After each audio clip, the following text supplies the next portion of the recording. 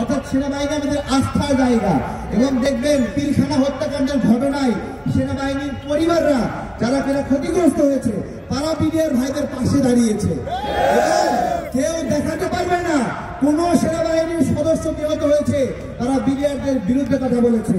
তারা একটা দিকে ইঙ্গিত করেছে, এইখানে জড়িত জাহাঙ্গীর কবির নানক, এখানে জড়িত তাপস জড়িত, শেখ হাসিনা জড়িত, ওই সময় সাহারা খাতুন জড়িত। সবার এক কথা,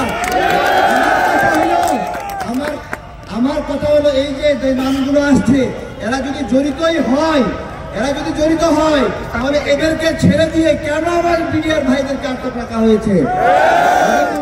এখনো সেই এজেন্ডা চলমান রয়েছে, সেই প্রক্রিয়া চলমান রয়েছে। এটা কোনোভাবেই ভাঙছে না, এটা চীনের প্রাচীরের মতো উঁচু হয়ে আছে, কেউ নড়াতে পারছে না। এইটা কোনো কথা? আমরা স্পষ্ট করছি। আমি ধন্যবাদ জানাবো মাহিম ভাইকে, আসছে মাহিম একটা অসাধারণ কাজ করেছে এবং আমি চাই আপনারা তাকে সহযোগিতা করেন এবং সেও মনোবল ধরে রাখুক, আপনারা একসঙ্গে সবাই কাজ করেন। আমরা গণ অধিকার পরিষদের প্রতিনিধি যারা আছি আপনাদেরকে নিয়ে আগে প্রোগ্রাম করেছি, আমরা আশ্বস্ত করছি আমরা দ্রুতই অসম্ভব সেই কাজকে আবার সম্ভব করব। এবং সেটা কি, আমরা এখানে কিন্তু সম্ভাবনা রয়েছে যে বিডিআর এবং সেনা পরিবারগুলো মুখোমুখি হয়ে যাবে, খুবই সম্ভাবনা রয়েছে। সুতরাং আপনারা এই বিষয়গুলো খুব কৌশলীভাবে কথা বলবেন, আপনারা তাদের সাথে সাংঘর্ষিক হয় এরকম কেউ বক্তব্য দিবেন না। আমরা সেই অসম্ভব কাজ করব, আবার বিডিআর পরিবার এবং সেনাবাহিনীর ক্ষতিগ্রস্ত পরিবারকে এক জায়গায় করব।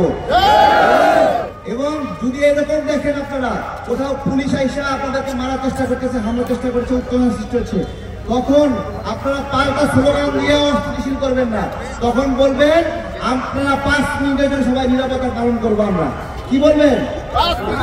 এটা একটা জরুরি। কোনোভাবে আপনাদের এই পবিত্র লড়াই যদি সরকারের সাথে সাংঘর্ষিক হয়ে যায় তাহলে কিন্তু দাবি আদায় হবে না ভাই। অনেকগুলো মানুষ অনেকদিন জেল খেটেছে, তারা আর বের হতে পারবে না। আমরা কি সেটা চাই? আমরা সেটা চাই না। সবাইকে অনেক ধন্যবাদ। আপনারা যেই প্রোগ্রাম দেন, যেভাবে দেন, আমরা কোনো পলিসি দিতে চাই না, আমরা কোনো প্ল্যান দিতে চাই না, শুধু চাই আমাদের বিডিআর ভাইরা মুক্ত হোক। আমরা কোনো কৌশল চাই না, আমরা চাই যে নিরীহ মানুষগুলো মুক্ত বাতাসে আসুক এবং আমরা চাই যে বিডিআর ভাইরা চাকরি ফিরে পাক। শুধু চাকরি ফিরে না, এই গত কয়েক বছরে তাদের যে বেতন ভাতাদি পাওনা ছিল সেগুলো তাদেরকে ফেরত দিতে হবে। এটা সরকারি চাকরির পাবলিক রুলস, এটা চাকরির রুলস যে কেউ যদি ক্ষতিগ্রস্ত হয় চাকরি থেকে বের করে রাখা হয়, চাকরি ফেরত পাওয়ার সঙ্গে সঙ্গে সেই ক্ষতিপূরণগুলো দেওয়া হয়। সেইটা চেয়ে আমি আমার বক্তব্য শেষ করছি। অনেক ধন্যবাদ সবাইকে। আসসালামু আলাইকুম। ইফতার পর্যন্ত আমরা অপেক্ষা করি যে ইফতার পর্যন্ত আল্লাহর আদেশ ইফতার খাওয়া যাবে না, কেন খাওয়া যায় না, এরকম আপনাদের জীবন মরণ দাবি আদায় না হওয়া পর্যন্ত এরকম ভাবে নিজেদেরকে সংযত রেখে সুন্দরভাবে আন্দোলন সফল করতে হবে। আসসালামু আলাইকুম।